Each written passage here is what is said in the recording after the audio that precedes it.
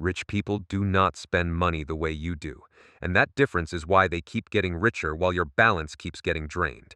And here is the part nobody wants to say out loud. Most of your money is being used to buy comfort today, while theirs is being used to buy leverage tomorrow. This is not financial advice. This is financial education. The point of this video is simple. In 2026, with AI gutting middle-class jobs, housing costs swallowing entire paychecks, and inflation quietly stealing your purchasing power, the real skill is not saving harder. The real skill is understanding what money is supposed to do and what people with assets already know how to make it do. You think rich people just have better taste. You think they spend on luxury because they can. That story is comforting, so you never look behind the curtain. Here is what those 6 categories of spending actually have in common. They all reduce risk, they all increase control, and they all turn relationships and uncertainty into profit. Not hype, not vibes, profit. But before we get to the 6 things, let's talk about the mechanism, because once you see the mechanism, you cannot unsee it. In 2026, you are being told to avoid debt, as if debt is a moral failure. Meanwhile, the entire modern economy is built on the idea that smart people borrow at low costs and invest at higher returns. That is the system. That is not a conspiracy. It is how interest rates, credit markets, and asset prices work together. According to Federal Reserve data and standard financial math, when inflation is above zero for long stretches, cash loses buying power. That means sitting on idle money is not neutral. It is a slow loss. And since 2020, many households across the United States, the United Kingdom, Canada, and Australia have watched real wage growth fail to keep up with the rise in prices for necessities like food, energy, and shelter. So when you hear someone say, "I paid off my credit cards early, I'm responsible," ask yourself a colder question.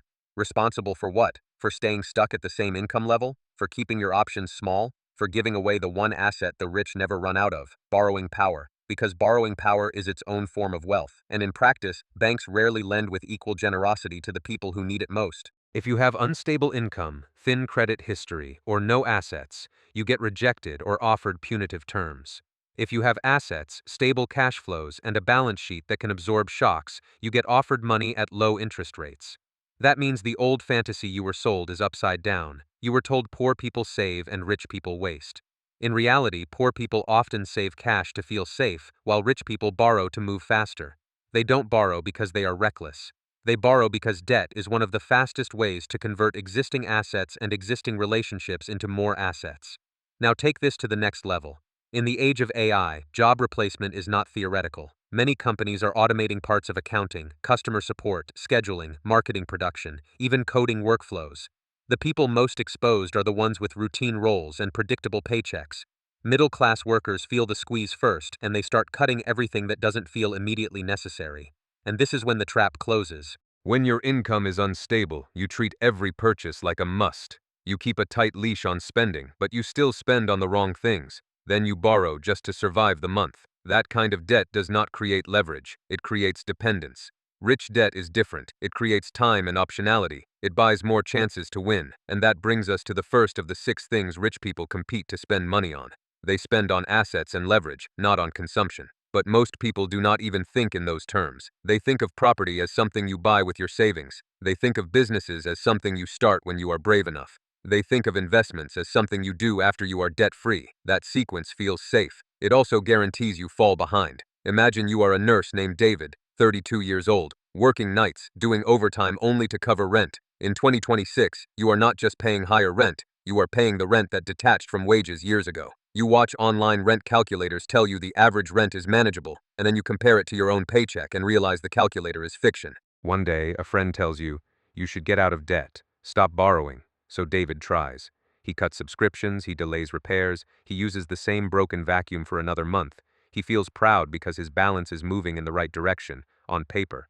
Then his landlord raises rent anyway, or insurance jumps because climate risks are killing pricing models, or a medical bill lands because the system was never built to protect you from random shocks. David ends up borrowing for survival, not for leverage, survival. Now imagine the same David gets a different lesson from someone wealthier, someone who understands how the interest rate cycle actually affects ordinary lives. That wealthy person tells him, borrowing is a tool, not a lifestyle.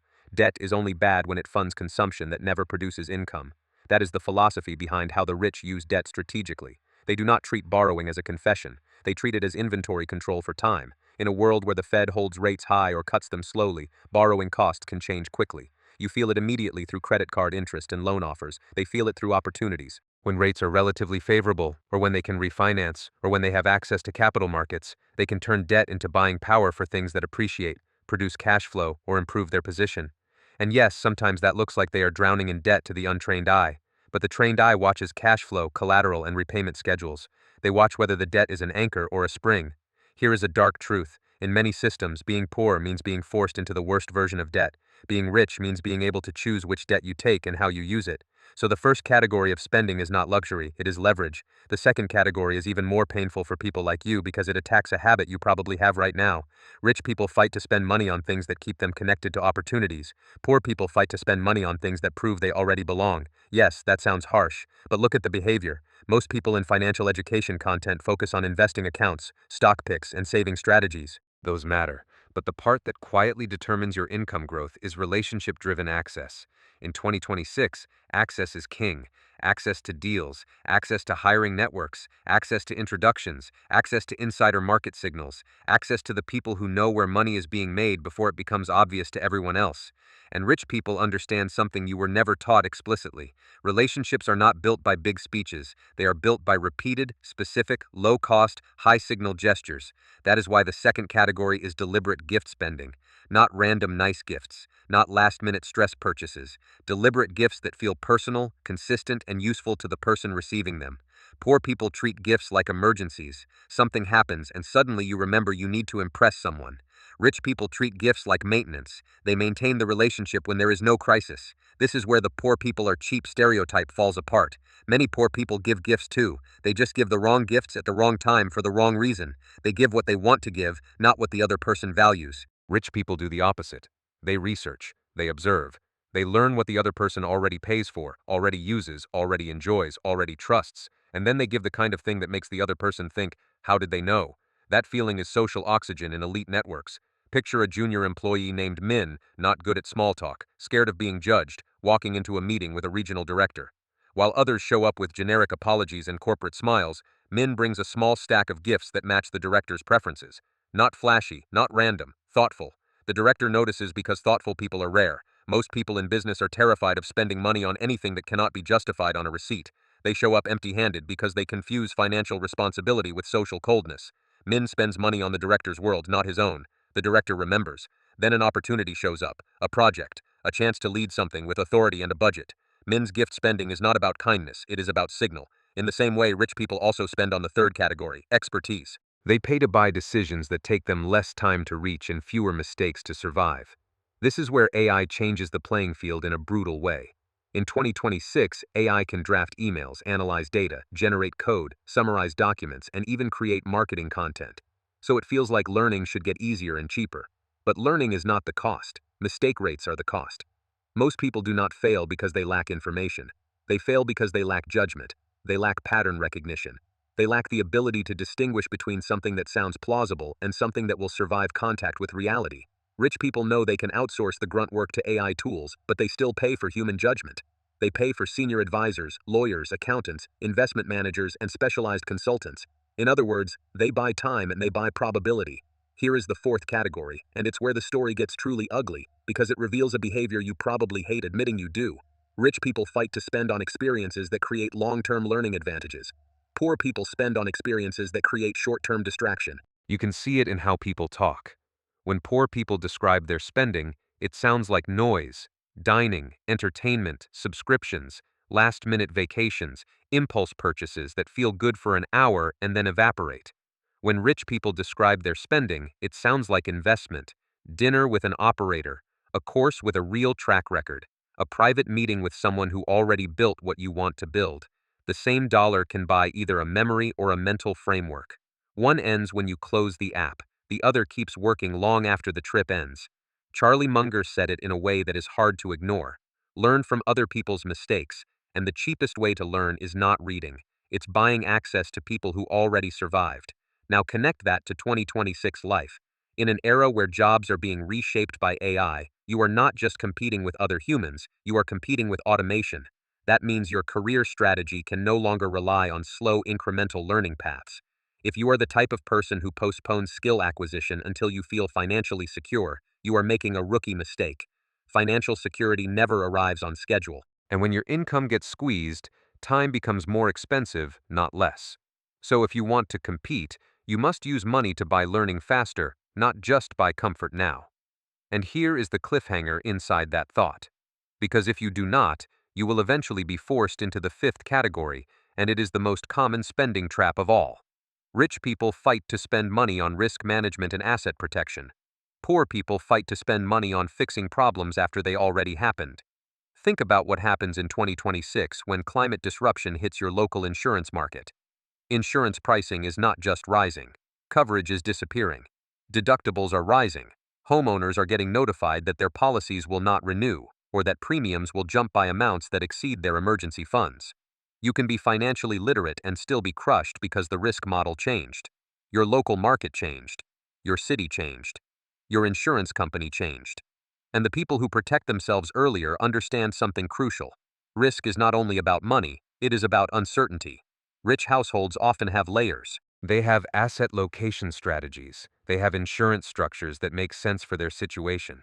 They have contingency plans that do not rely on luck, and they diversify exposure. They don't treat risk as an emergency. They treat it as a system. Poor households treat risk as a surprise. Then they spend on panic. That is why the fifth category is risk management and asset protection, including legal structures, diversified investment vehicles, insurance planning, and anything that reduces the chance that a random event wipes you out. In the Western world, one of the most powerful risk management tools is actually boring.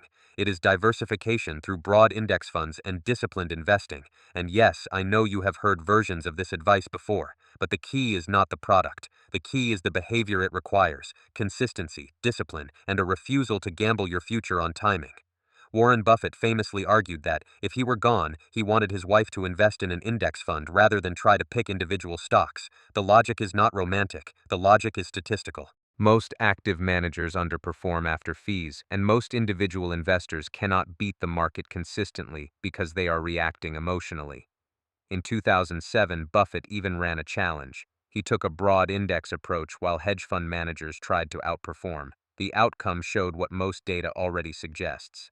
Fees and complexity matter, and the dark truth is that retail investors keep paying more complexity for less payoff. Not always, but often. Because institutions are built to extract fees from the crowd that wants excitement. Now combine that with 2026 reality. Stock markets might still hit highs in some periods, but real life is harder. Housing costs keep rising, rent keeps rising, healthcare costs keep rising, energy costs fluctuate, and the real purchasing power you feel does not match the index ticker flashing green. So even if markets are doing fine on a headline basis, ordinary people can still be drowning. That disconnect is not accidental. It is how wealth concentration works. Asset owners benefit first. Everyone else gets the bill later.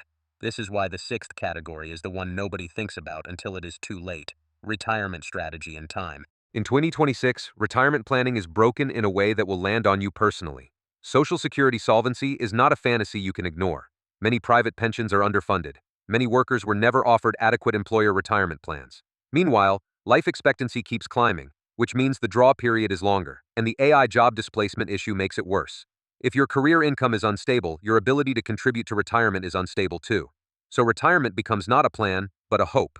Rich people plan for time. Poor people fear time. Rich people treat retirement as a cash flow engineering problem. They build portfolios, they manage withdrawal rates, they diversify income streams, and they delay consumption when necessary. Poor people treat retirement like a destination. They say, I will retire when I have enough. But enough keeps moving because inflation keeps eroding, and because healthcare becomes more expensive with age. So the sixth category is delayed consumption and disciplined wealth accumulation. It sounds like self-control, but it is really math and timing. Let's go back to inflation, because this is where your anger is justified. When inflation is high, the value of your savings erodes even if the numbers look stable. Suppose you hold 1/1000th of a story too literally. Imagine you have $100,000 in cash. If inflation over the next year is, say, 8%,